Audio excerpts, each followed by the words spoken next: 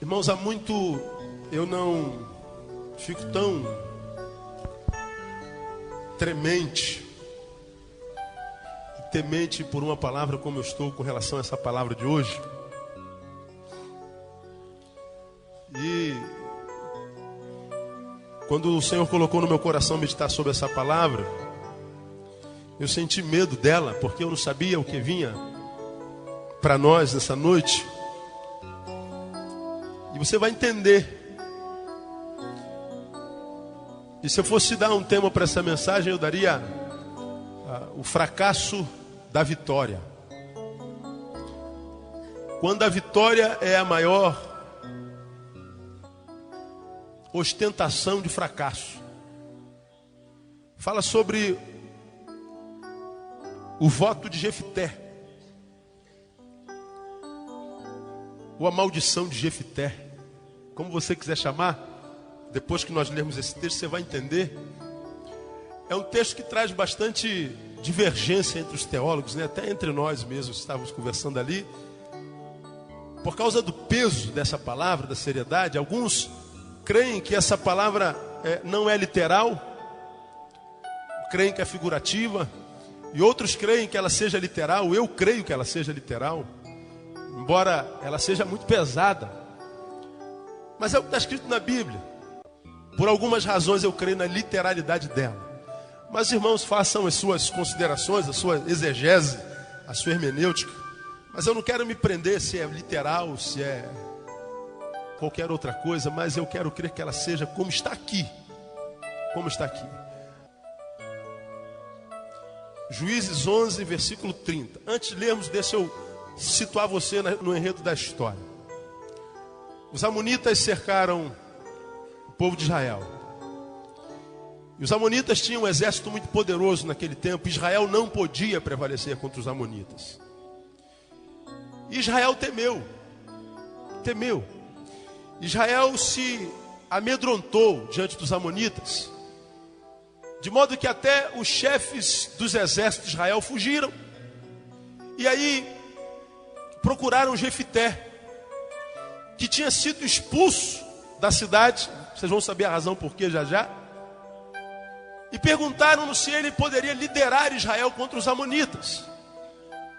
E Jefité lança no rosto: vocês me expulsaram de lá, eu fui desonrado, fui maltratado, eu fui humilhado, e agora vocês me veem a mim para que eu lidere Israel contra os amonitas. E aí alguma coisa acontece dentro de Jefité, e Jefité faz uma proposta: tá bem, eu vou liderar o exército de Israel, mas se eu fizer isso, eu quero ser chefe sobre todos em Israel. Vocês vão me pôr sobre chefe de todos. E eles disseram: tá bom, a gente concorda. E assim aconteceu. Jefité foi posto como chefe dos exércitos de Israel. E ele começou a bolar estratégia. Como é que eu vou vencer os amonitas? Os amonitas estavam acampados no deserto e ele pensou: vou tentar atravessar algumas cidades circunvizinhas, para que quem sabe eu surpreenda os amonitas e os pegue desapercebidos. Aí ele foi até o rei de Edom, pediu para passar pela terra de Edom, mas Edom também estava com litígio contra Israel, não permitiu. Aí, como ele não conseguiu em Edom, ele foi por Moabe, mandou uma carta ao rei de Moabe, pedindo para passar por dentro de Moabe, e Moabe também não permitiu. E aí, só havia mais uma cidade vizinha, que era Sion. E o rei de Sion diz: não, você não só não vai passar por aqui, porque nós temos pendengas do passado, como eu vou me juntar aos amonitas para guerrear contra vocês. Jefité se levanta contra Sion, Deus abençoa Jefité, e aí eles vencem Sion e subjugam a Sion. Aí ele se apoderou do território de Sion e das circunvizinhas cidades. E aí ele manda uma outra carta para os amonitas, para o rei dos amonitas, dizendo: olha, nós conseguimos derrotar Sion com muita facilidade, vamos derrotar vocês, e seria melhor que vocês se rendessem. E os amonitas dizem: não vou me render. E aí Jefité parece que ele teve um receio de encarar os amonitas. Aí ele evoca ao Senhor, faz um voto ao Senhor, e o voto que ele fez é esse aqui, ó, presta atenção, versículo 30. E Jefité fez um voto ao Senhor, dizendo: se tu me entregares na mão os amonitas, qualquer que saindo da porta de minha casa me vier ao encontro quando eu vitorioso voltar dos amonitas, esse será do Senhor, eu o oferecerei em holocausto. Assim Jefité foi ao encontro dos amonitas a combater contra eles, e o Senhor lhes entregou na mão. Jefité os feriu com grande mortandade, desde Aroer até chegar a Minite, 20 cidades e até Belqueramim. Assim foram subjugados os amonitas pelos filhos de Israel. Quando Jefité chegou a Mispá, à sua casa, eis que a sua filha lhe saiu ao encontro com adufes e com danças, e era ela filha única. Além dela não tinha outro filho nem filha. Logo que ele a viu, rasgou as suas vestes e disse: ai de mim, filha minha, muito me abateste, és tu a causa da minha desgraça, pois eu fiz um voto ao Senhor e não posso voltar atrás. Ela lhe respondeu: meu pai, se fizeste um voto ao Senhor, faze de mim conforme o teu voto, pois o Senhor te vingou dos teus inimigos, os filhos de Amon. Disse mais a seu pai: concede-me somente isto, deixa-me por 2 meses para que eu vá e desça pelos montes chorando a minha virgindade com as minhas companheiras. Disse ele: vai. E deixou-a ir por 2 meses. Então ela se foi com as suas companheiras e chorou a sua virgindade pelos montes. E sucedeu que ao fim dos 2 meses tornou ela para seu pai, o qual cumpriu nela o voto que tinha feito. E ela não tinha conhecido varão. Daí veio o costume em Israel, de irem as filhas de Israel de ano em ano lamentar por 4 dias a filha de Jefité, o gileadita. Pesado, né? Senhor, se tu me deres os amonitas, quando eu voltar para casa com a minha vitória na mão, o primeiro que sair da minha porta para me saudar, eu sacrifico em holocausto a ti. E ele volta com os troféus na mão, ele volta com júbilo, com danças, com festa. E aí quando ele chega na porta de casa, sua filha única filha, sai ao encontro com adufes e com danças, celebrando, cantando, dançando, pulando: papai, viva papai, papai é vitorioso, orgulhosa do pai, cheia de júbilo no coração. E aí o pai grita: ai de mim, filha minha, muito me abateste, és tu a causa da minha desgraça. Veja, ele acabou de obter a tão desejada vitória, mas uma vitória que trouxe um fracasso terrível, o fracasso da vitória. E ele lembrou que o primeiro que saísse na porta da casa dele, ele sacrificaria em holocausto ao Senhor. E a filha disse assim: pai, tu não podes voltar atrás. Eu só te peço que tu me dês 2 meses. Eu não vou ter privilégio de conhecer varão, não vou ter filhos, vou morrer virgem. Eu queria sair e chorar a minha virgindade, lamentar o futuro que me está sendo confiscado. Me deixe chorar os filhos que eu não terei e o amor que eu não viverei. Me deixa sair pelos vales, me vestir de pano de saco, me cobrir de cinzas, lamentando a minha desgraça. E o pai disse: vai, filha. E quando ela voltou dos 2 meses, diz o texto que ele cumpriu nela o voto que tinha feito. A ideia que dá é que ele sacrificou a sua filha. É literal, pastor? É figurado? Bom, pense o que você quiser. Eu vejo como literal. O fracasso da vitória. Quando é que a vitória é um fracasso, irmão? Quando ela não pode ser compartilhada em família. Que tipo de vitória pode um pai celebrar se essa vitória coaduna na perda da filha? Que tipo de vitória eu posso ter na vida do lado de fora se eu não posso celebrar com todos do lado de dentro? Que tipo de vitória uma mãe pode querer celebrar se o marido não está junto, se os filhos não estão juntos, se eles não participam dessa vitória? Aí vem o jargão que você conhece muito bem, que é verdade. Nenhum sucesso na vida compensa fracasso no lar.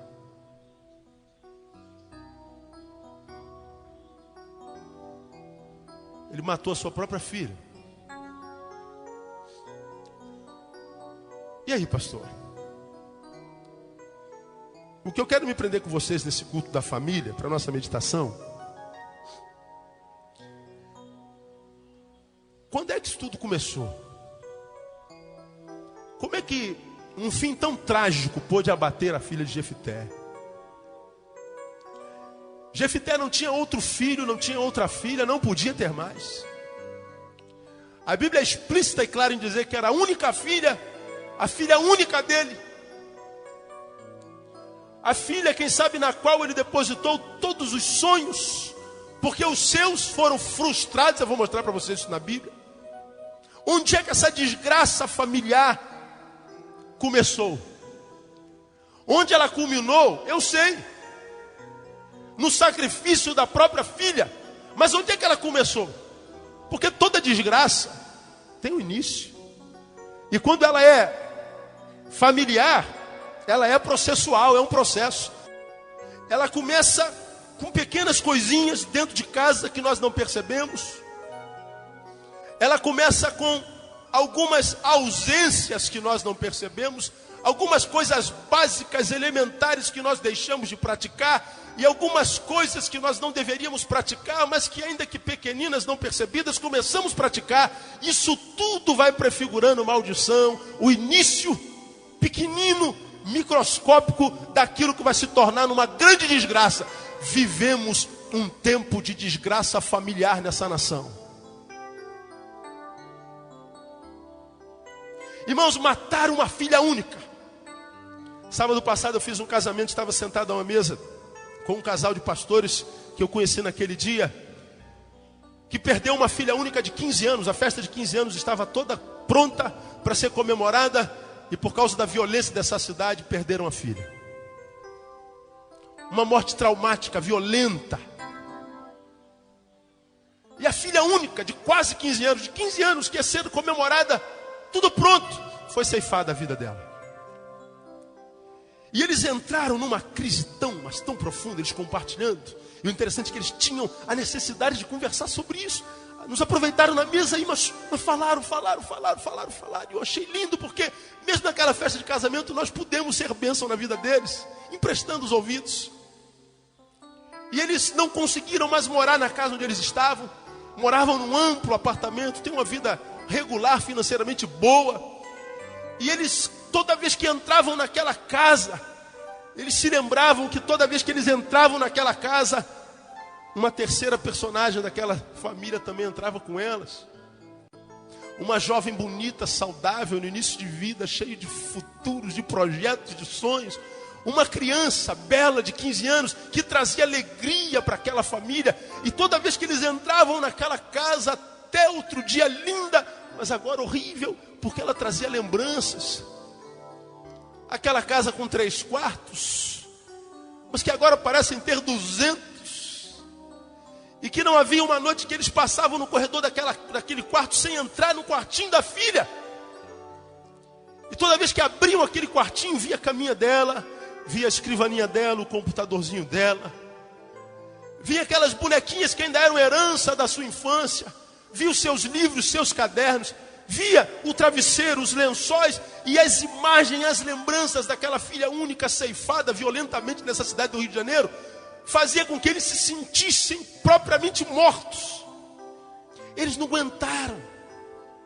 A dor, a angústia foi muito maior do que eles. E eles venderam aquele apartamento e foram para a região serrana, compraram uma casa lá no meio do mato. Eles dizem que a casa dele é cercada pelo mato de Petrópolis, linda. E eles imaginaram que naquela casa iam começar uma nova vida, porque naquela casa não tinha história, não tinha lembrança. Enquanto eles falavam, eu ficava imaginando a minha filha. Perder um filho, irmão. Sepultar um filho. Porque a natureza, nos ensina e nos mostra que o natural é que o filho enterre o pai, que os filhos sepultem os pais, mas não os pais sepultarem os filhos. E eu fiquei pensando, Pai, me livra dessa dor de perder minhas filhas, de perder minha família, de perder meus filhos. Ah, uma desgraça sobre a família dessa nação. Como aconteceu na vida de Jefité. Agora, como é que começou, irmão? Veja se isso não tem a ver conosco também. Vamos ao capítulo 11, versículo 1. Toda grande desgraça começa em pequenas coisas. E toda desgraça é processual. É um processo. Versículo 1. Era então Jefité, o gileadita, homem valoroso, porém filho de uma prostituta. Gileade era seu pai. Jefité era filho do que, irmão? Diga você aí. Prostituta. 2. Também a mulher de Gileade lhe deu filhos. Quando os filhos desta eram já grandes, expulsaram a Jefité e lhe disseram: não herdarás na casa de nosso pai, porque és filho de outra mulher. Então Jefité fugiu de diante dos seus irmãos e habitou na terra de Tobi. E homens levianos juntaram-se a Jefité e saíam com ele. Presta atenção aqui em mim, irmão. Deixa ninguém roubar a tua atenção hoje não, porque o Senhor quer fazer uma obra de restauração nas famílias hoje aqui.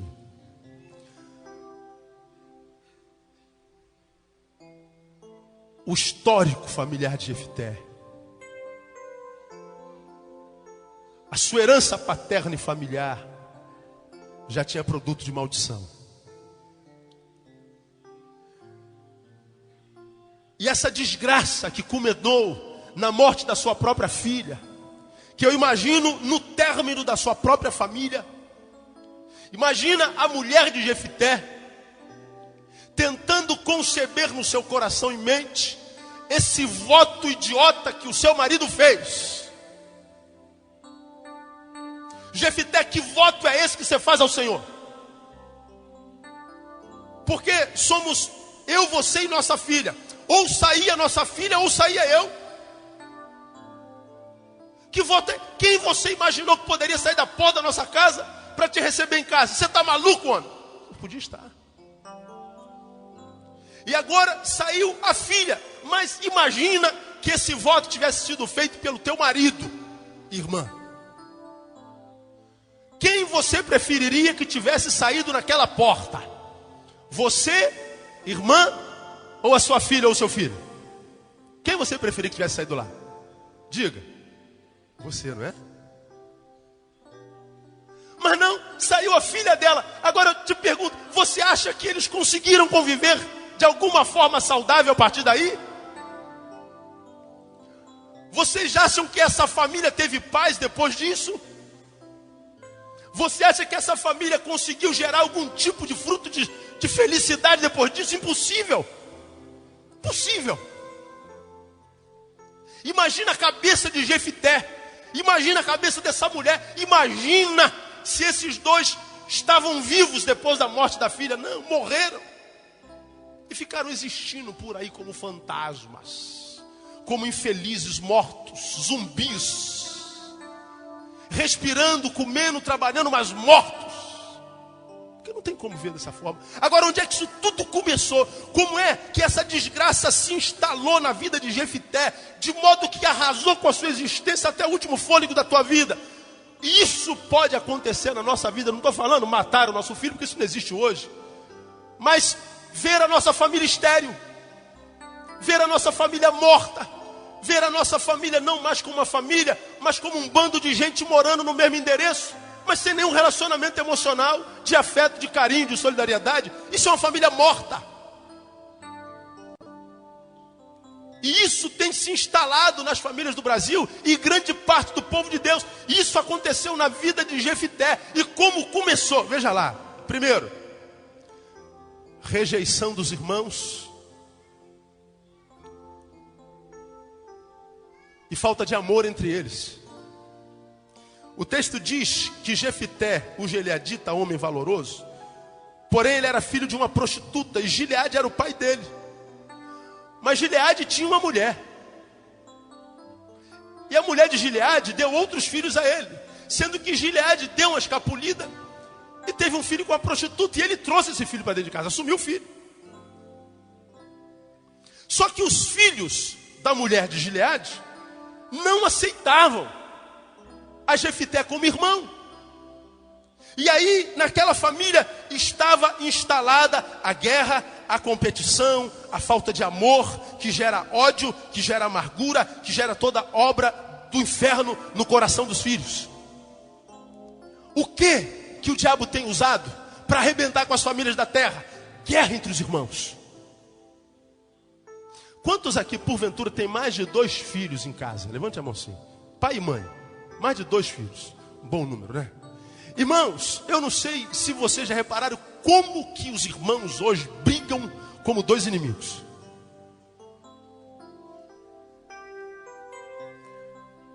Eu não sei se você já percebeu como os gestos de carinho, de solidariedade, de proteção têm andado escasso nos tempos presentes. Sabe por quê? Porque parece que Satanás tem trabalhado no coração, na cabeça dos irmãos, de modo que eles são irmãos, mas parece que não são amigos. Quando uma família percebe que irmãos guerreiam, que irmãos disputam, que irmãos roubam o que é do outro, que o irmão confisca o que o outro tem direito porque também é filho, nós, irmãos, precisamos abrir os nossos olhos, porque pode estar sendo instalado dentro da nossa casa, ainda que os meninos pequenininhos, uma semente de maldição que pode germinar no tempo futuro. Eu tenho 2 em casa, ou 2. E de vez em quando a gente vê guerra. De vez em quando a gente vê falta de solidariedade, de proteção. E toda vez que a gente vê, a gente repreende. Toda vez que a gente vê, a gente diz: você não pode tratar assim a sua irmã. Você precisa proteger a sua irmã. Você precisa amar a sua irmã. Você precisa ser solidária com a sua irmã. Você precisa aprender a falar decentemente, com honra, com educação com a sua irmã. Vocês são irmãs. A gente precisa aprender a intervir, porque a cultura da guerra parece que já nasce no chip da criança. E se vocês pararem para pensar, tudo que é brinquedo, tudo que é desenho, tudo que é diversão infantil, tem hoje envolvimento com violência. Você que está aí na minha faixa etária, 30, 40 anos, quais eram os nossos desenhos, irmãos? Os desenhos violentos que a gente via, Pica-Pau. Dá até hoje. Ah, mas Pica-Pau também é violento, pastor. É. Mas coloca Pica-Pau do lado de Pokémon, Digimon. Coloca a Pantera cor-de-rosa. Panã, panã, panã, panã, panã, panã, panã, panã. Eu não perdi as Pantera cor-de-rosa, irmão. A gente via Mr. Magoo. Tá velho, né, irmão? Ó, Jurassic Park. Na Jurassic Church. Hoje os videogames são tão reais que a gente vê sangue saindo. Os brinquedos são com revólveres. Os brinquedos são extremamente violentos. As figurinhas que os nossos filhos brincam, todos eles têm caras de monstro, caras de demônios. Tudo voltado para a violência. E você acha que os nossos filhos vão começar a treinar violência aonde? Com o irmãozinho. A desgraça de Jefité começou com o cisma com os irmãos. Então Deus trouxe você aqui hoje, mamãe e papai, para dizer: você abre o teu olho quando você começar a ver que semente de violência, semente de competição, semente de discórdia, semente de falta de solidariedade, semente de falta de gentileza, começa a se instalar entre os irmãos. Discipline-os. Porque isso pode gerar filhos extremamente malvados. E nós temos encontrado crianças extremamente perversas. Nós temos encontrado na rua crianças com 11 anos matando. Nós temos encontrado na rua crianças com 12 anos estuprando. Basta que você ligue o jornal.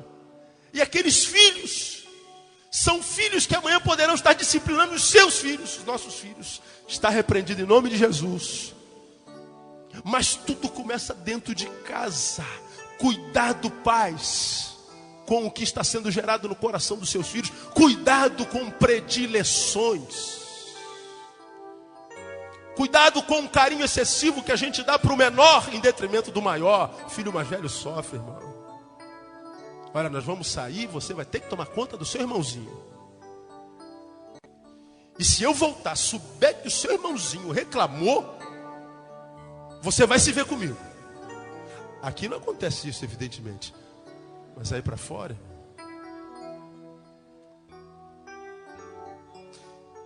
Seu filho mais velho, sem discernimento, mas com um pensamento já evoluindo, diz: poxa, não sou eu que tenho que tomar conta dele. Por que sempre eu que tenho que tomar conta dele? Eu quero ver a televisão, não posso porque ele fica lá não sei o quê. Eu quero brincar de mundo, não posso porque... Eu quero ligar para a mesa, não posso porque... Eu não posso dele. Qual é o sentimento que é gerado com relação ao menor? Raiva.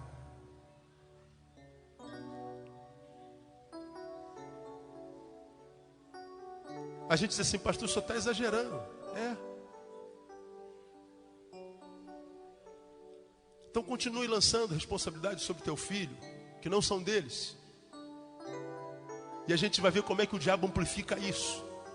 E a gente vê os filhos guerreando. Jefité começou lá. Querem ver mais? Primeiro, rejeição dos irmãos. Segundo, indiferença do pai. Gileade foi um pai omisso. Teve um filho com uma prostituta, pegou o filho e trouxe para casa. Fica aí. Mas os filhos legítimos tratavam o filho bastardo com humilhação. E o que Gileade fazia? Nada.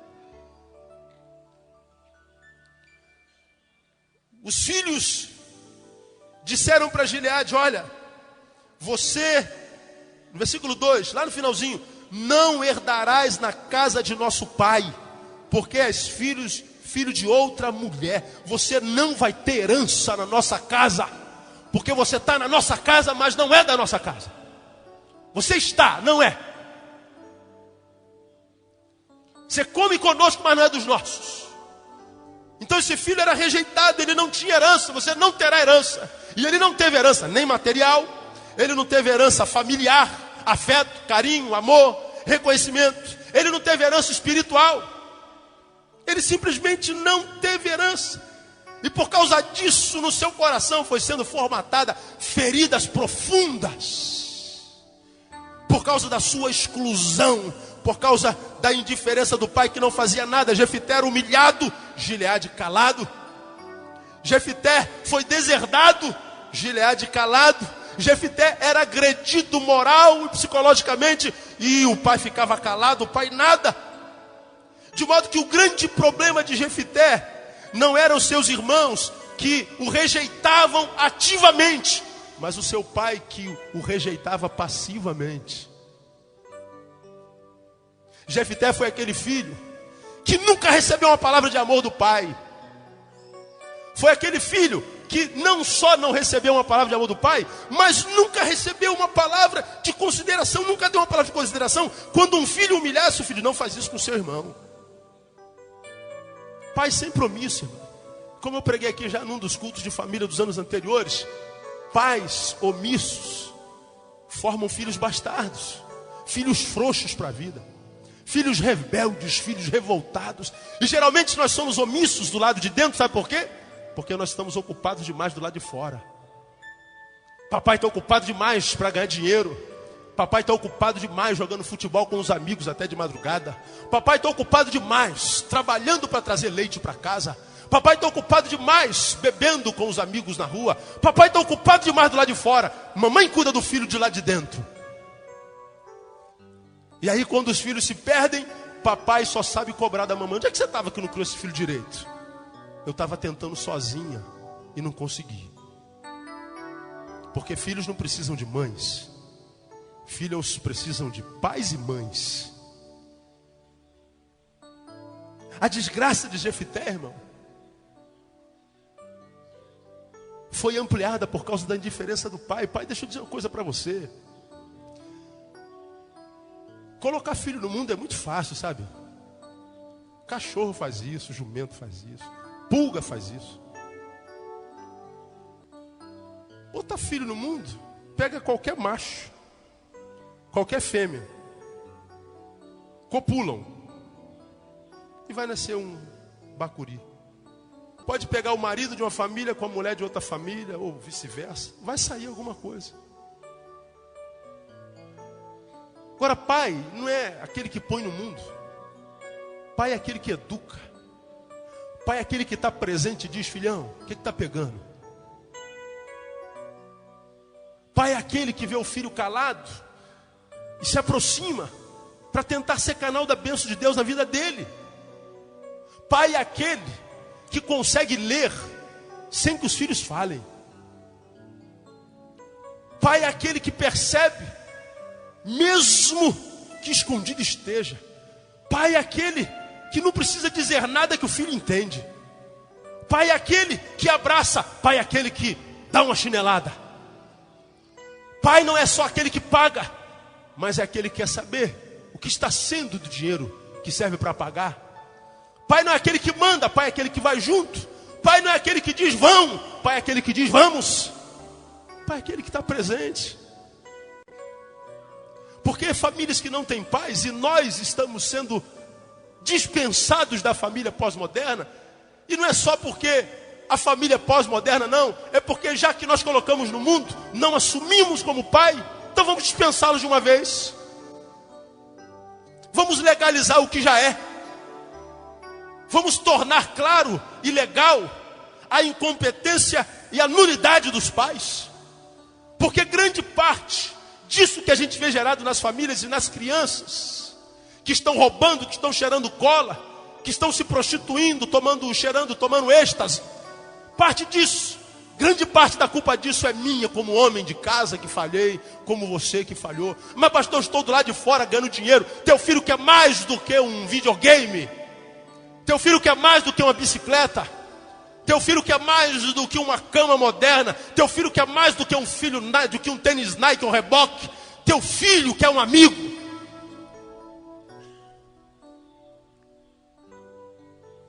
A desgraça de Jefité foi produto da indiferença do pai.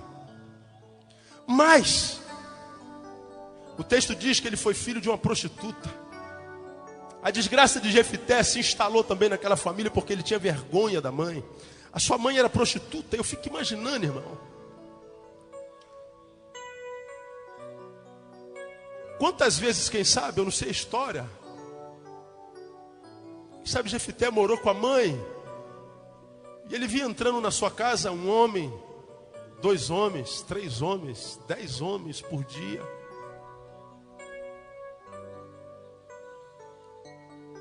E ele tinha que ficar, quem sabe, no outro quarto, ouvindo o gemido da mãe se vendendo. E conceber na sua mente: eu sou filho de uma desgraça dessa que está acontecendo aí, ó. De uma venda corporal. Aí você começa a perceber que tipo de sentimento fora gerado dentro do coração de Jefité, porque ele tinha vergonha da mãe.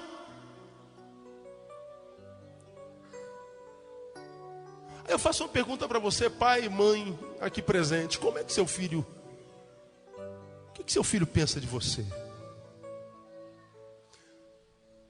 Como os nossos filhos nos veem? Seu filho tem orgulho de você? Tem, pai? Seu filho tem orgulho de você, mãe? Como é que teu filho te chama, pai? Quando teu filho se relaciona a ti, mamãe, como é que ele se dirige a ti? Quando teu filho conversa com os amiguinhos a teu respeito, o que será que ele está dizendo?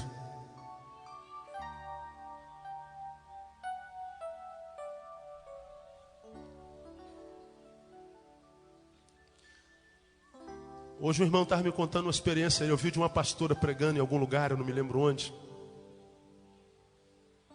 que contou uma história que aconteceu há poucos dias num dos Estados Unidos, onde a pena de morte é legalizada, de um jovem que foi condenado à morte, e perguntaram a ele qual era o último pedido. Se ele tinha o último pedido, ele disse: eu tenho. Eu queria dar um último beijo na minha mãe. Eu não acompanhei isso nos jornais. Foram buscar a mãe dele em outro estado, trouxeram-na, colocaram-na junto dele num quarto separado. E quando ele foi beijar a mãe, ele mordeu o rosto da mãe e arrancou um pedaço. Diz que a carne ficou pendurada, sangrando de modo a se ver o maxilar e os dentes. E ele disse: isso é para que a senhora saiba que eu estou morrendo por sua causa. Eu morro, mas eu quero que a senhora saiba que eu morro com ódio da senhora. Porque quando eu xingava os mais velhos, a senhora nunca me repreendeu. Quando eu tirava um pãozinho da venda do seu fulano, a senhora nunca bateu na minha mão. Quando eu tomei o meu primeiro copinho de cerveja, a senhora sorriu, achou bonitinha. Quando eu xingava os meus palavrões e xingava os meus amiguinhos, a senhora comprava o barulho quando os vizinhos vinham cobrar de mim. A senhora não acatava as repreensões que eu tinha na escola quando a professora mandava escrito na caderneta. E porque a senhora não cuidou de mim no tempo devido, eu estou aqui, eu vou morrer com a injeção letal. Mas eu quero que a culpada saiba, a senhora, que a culpada foi a senhora. O que os nossos filhos pensam de nós, irmãos? Era assim a vinda de Jefité. Uma família doente, uma família morta, uma família onde ele não teve amor, não teve carinho, não teve acesso.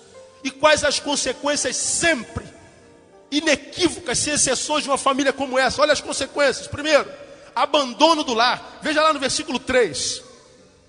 Então Jefité fugiu de diante dos seus irmãos e habitou na terra de Tobi. Sabe o que acontece com famílias doentes como essa? Os filhos vazam, na linguagem deles. Os filhos dizem: fui.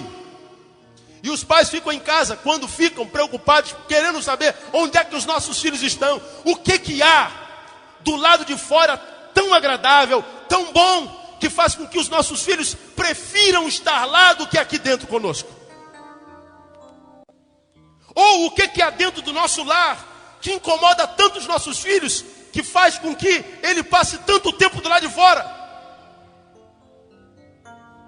Porque meninos preferem estar na rua do que em casa, no quartinho quente, tomando um Nescau gelado.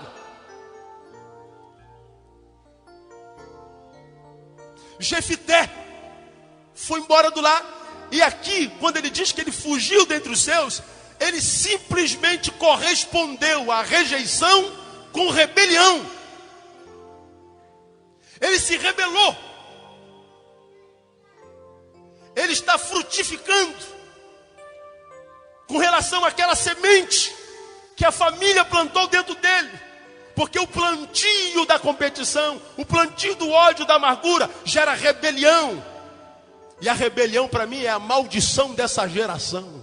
Uma geração rebelde, que não conhece limites, que não conhece disciplina.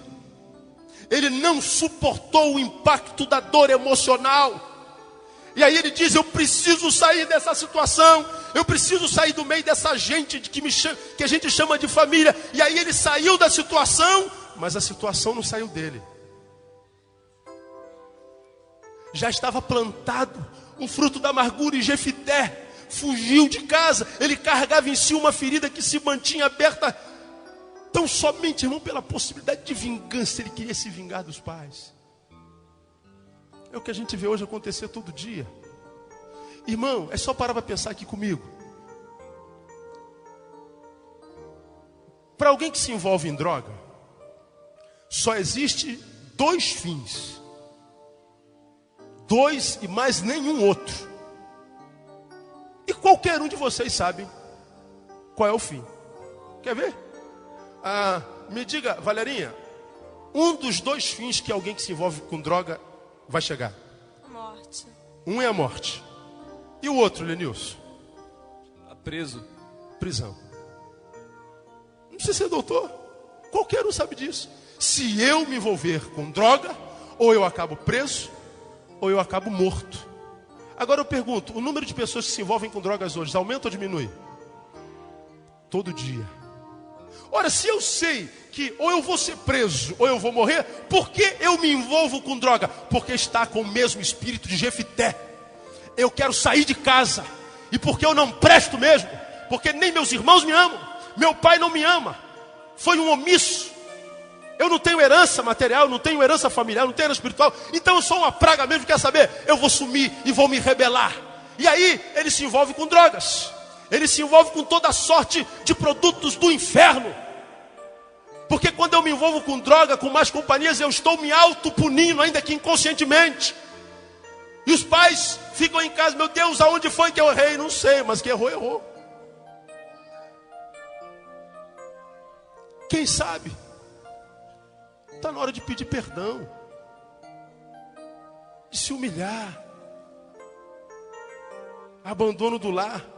Segunda consequência é produto da primeira.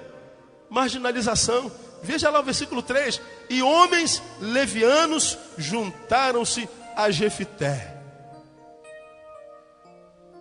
Machucado e desprotegido. Ele mesmo se marginaliza.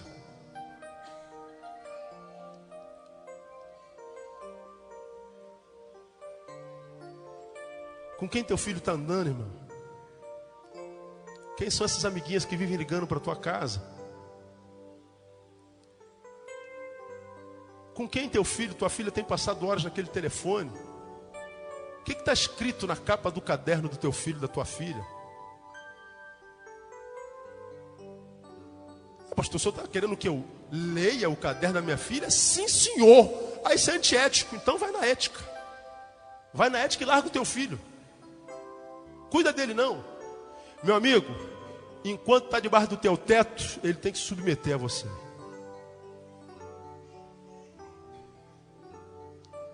Ah, mas pastor, não interessa.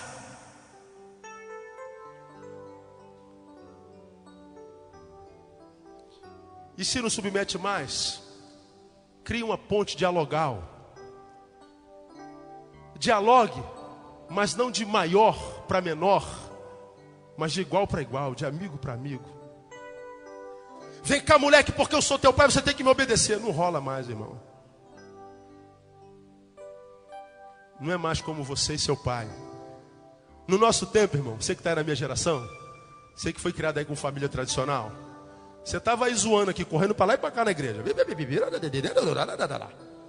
Aí, papai, suponho que papai estava sentado aqui no primeiro banco. Aí o filho está aqui, ó.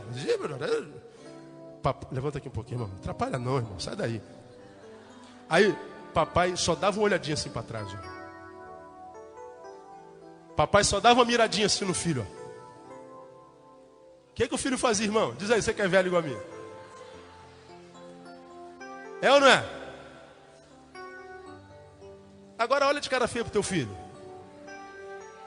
Cara feia para mim é fome, pai.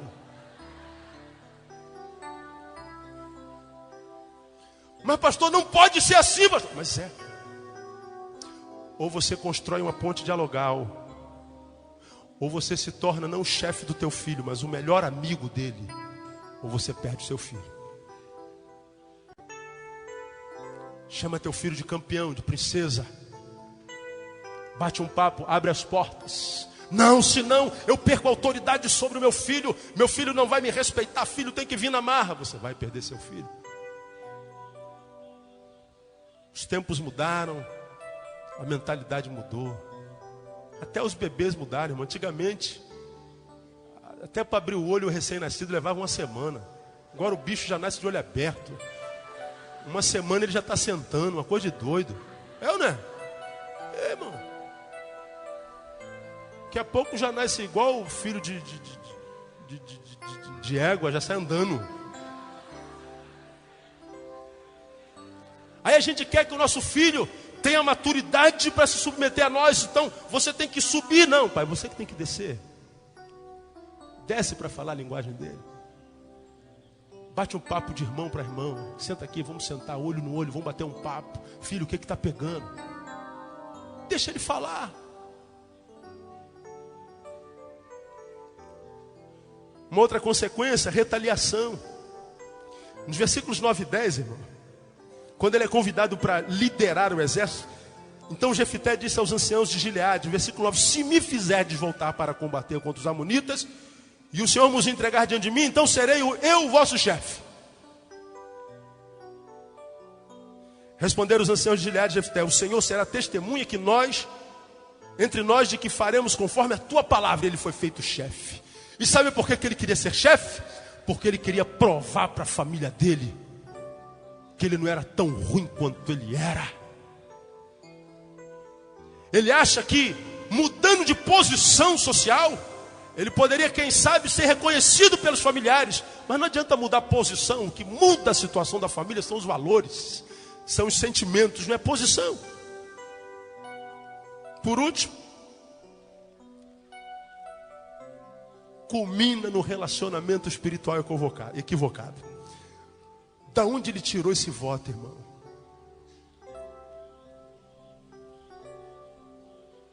Eu não consegui entender isso.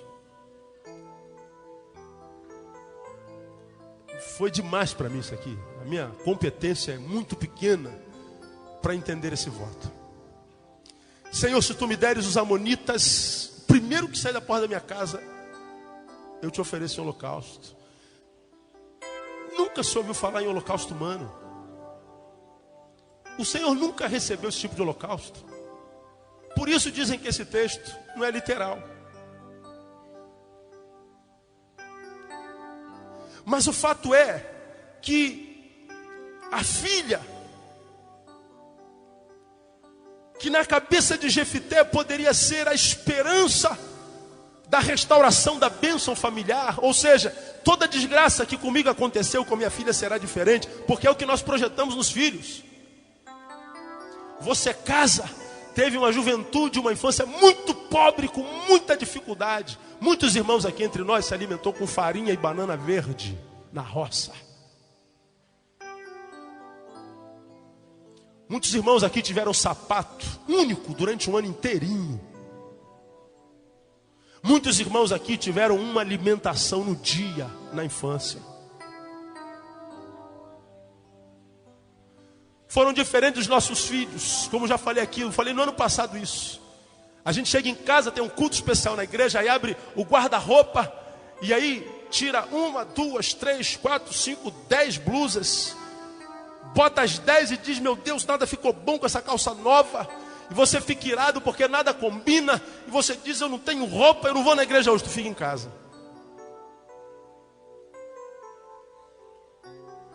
Por uma única razão, porque você tem 10 blusas. Se você tivesse só uma, não tinha problema. Você abriria a blusa, o armário, tiraria aquela única e teria que vir com aquela.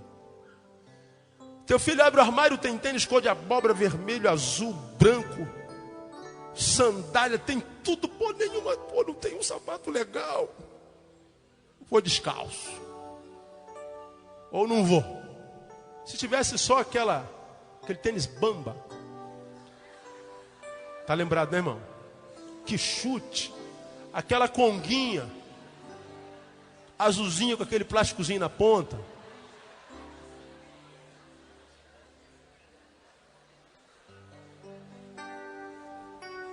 Você ia botar e vir na boa.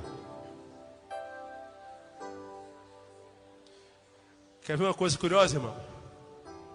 Dá uma olhadinha no sapato desse irmão que está do teu lado. Olha só. Brincadeira, né, irmão? Respeitar o sapato do menino. Alguém viu o conga aí? Não tem, né, irmão? Tem conga aí, cara? Tem, irmão. Tudo tênis caro, irmão.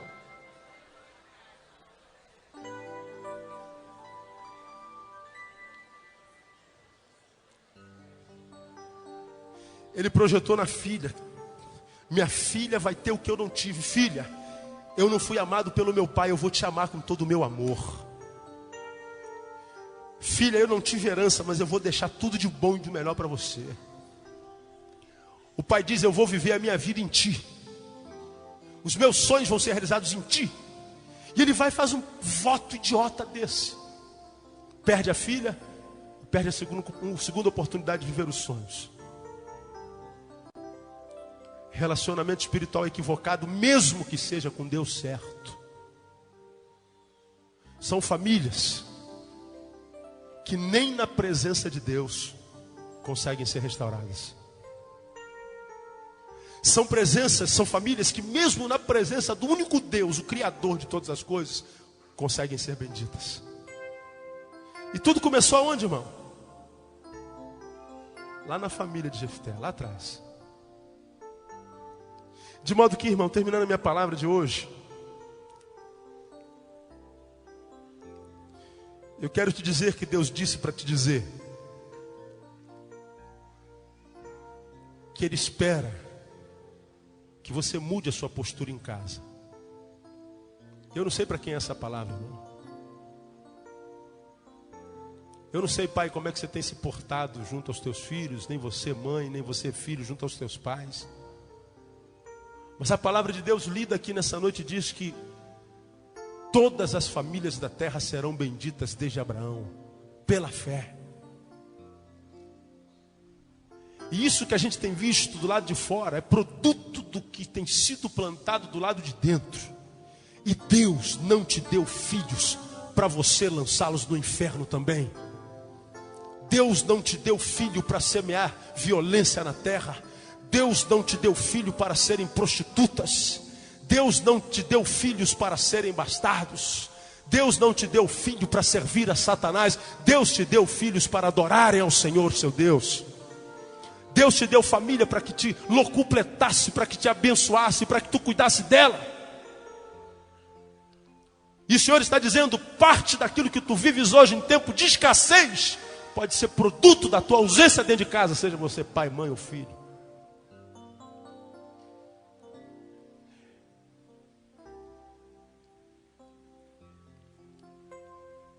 Quando o Senhor me deu essa palavra, eu falei, Senhor, eu não quero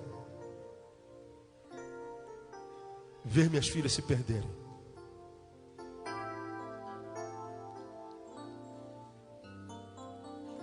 Eu quero ter o privilégio, irmão, de fazer 80 anos, 90 anos e verem meus filhos lá, sentados onde vocês estão, meus filhos ficarem no altar adorando ao Senhor.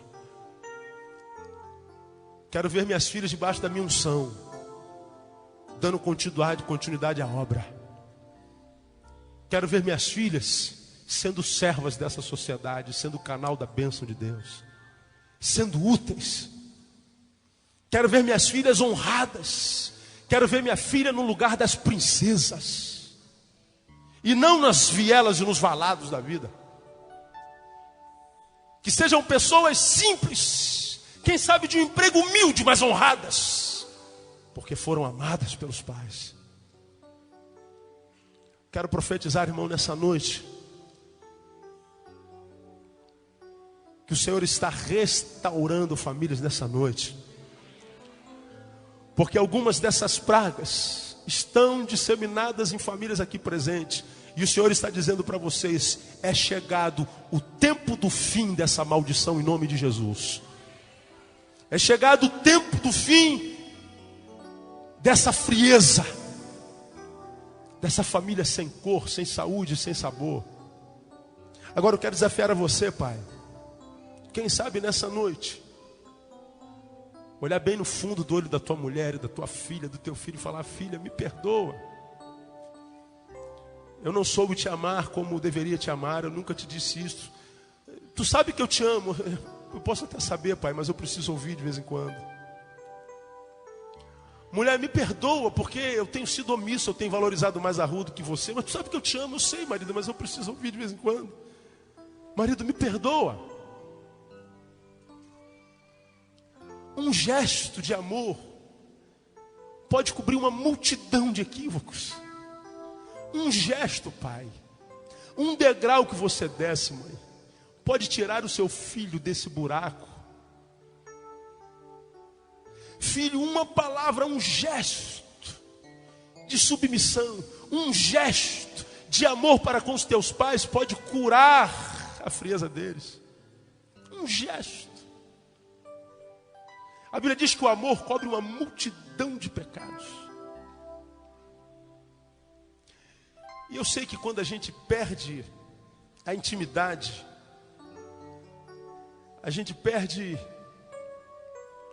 A palavra intimidade, a gente perde a habilidade, a simplicidade de dizer eu te amo, de fazer carinho, de fazer afeto, de fazer cafuné, de dar abraço, de dar beliscão. A gente perde a intimidade, a gente vai se afastando, às vezes a gente quer, a gente não consegue. Olha, o Espírito Santo está sendo derramado nesse lugar hoje, e Ele quer restaurar a tua casa, irmão. Varão, você está aqui, veio aqui contrariado, você não gosta de crente, você não gosta de nada, é um direito seu, se bem que você não tem razão para isso, mas Deus te trouxe aqui porque Ele não quer falar de religião, Ele quer falar de tua família, porque existe uma união, uma amálgama na familiar, que não pode ser rompido facilmente, amado, não pode, tem vínculos familiares que nem um divórcio consegue separar, nada. Então, enquanto você está aí do lado, quem sabe você foi maldição para tua mulher, você foi um pai omisso mesmo, foi uma mulher omissa, foi um filho desobediente. Irmão, quede-se, quebrante-se hoje. Nós vamos ter a oportunidade agora, peça perdão. Você nunca deu um beijão no teu pai, né? Sei lá, dá hoje. Se ele não está aqui, quando chegar em casa, ele não vai entender nada. Pai, eu quero falar contigo. Mãe, eu quero falar contigo. Filho, vem cá. Aí você fala assim, pastor, isso é muito careta para o meu gosto, mas é de Deus. Porque a pós-modernidade está fracassada, irmão. Tudo que é moderno acaba em 2 tempos. Tudo que é moderno. A pós-modernidade estragou a nossa vida. Estragou. Não por ela mesma, porque a gente não sabemos usá-la. Então essa noite é noite de restauração. Nós queremos profetizar, como diz a canção, minha casa e eu serviremos ao Senhor, como disse Samuel. A minha oração é que Deus possa gerar um espírito restaurador sobre a tua casa hoje, de modo que Ele possa te ajudar a abrir a boca e o coração, para pedir perdão e para liberar perdão. E você vai ver, se esse perdão for liberado, quem sabe aqui, você vai chegar em casa, na tua casa, você vai perceber que dentro da tua casa já existe um outro espírito, uma outra ambiência. Você vai deitar-se na sua cama hoje, vai perceber que aquele colchão já não é mais o mesmo. Há um espírito diferente ali, porque o Senhor agiu na tua casa em nome de Jesus.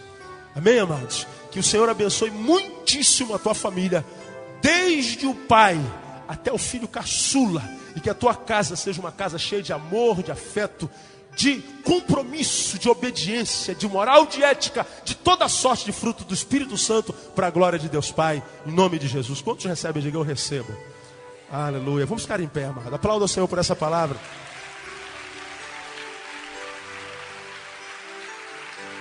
Aleluia. Só tu és digno de reverência. Minha casa e eu serviremos ao Senhor. Minha casa e eu serviremos ao Senhor. E eu queria que você cantasse profeticamente: minha casa e eu serviremos ao Senhor. Minha casa e eu serviremos ao Senhor. E deixa o Espírito Santo tocar na sua família hoje. Aleluia.